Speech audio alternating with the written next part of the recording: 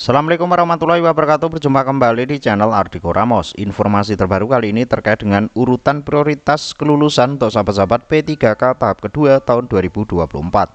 Lalu bagaimana untuk urutan kelulusannya? Berikut untuk ulasan lengkapnya. Resmi Menpan RB tetapkan urutan prioritas honorer P3K tahap 2. Siapa yang paling diutamakan? Pada seleksi P3K tahap kedua tahun 2024 kini masih babak penting, yakni sangat dinanti oleh para ribuan tenaga honorer di berbagai sektor.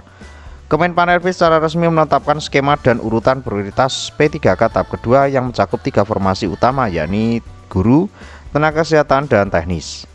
Penetapan ini sesuai dengan Kemenpan RB 347 tahun 2024 yang menjadi dasar hukum pelaksanaan seleksi nasional untuk pegawai pemerintah non-ASN tersebut.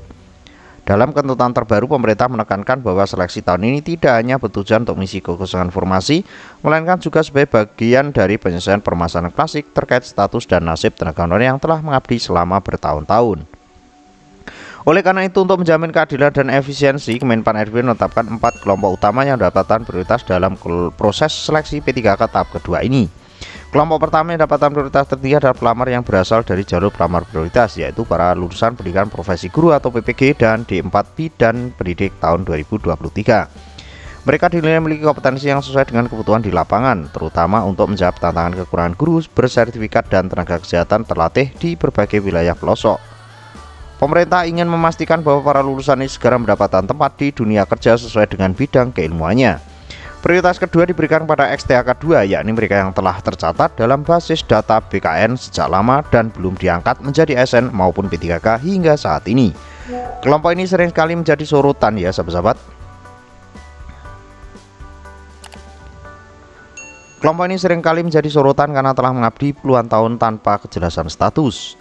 Dalam kebijakan ini, mereka mendapatkan peluang untuk mengikuti seleksi dengan mekanisme berbeda, di mana sebagian besar hanya diwajibkan mengikuti seleksi kompetensi bidang tanpa harus melalui seleksi kompetensi dasar.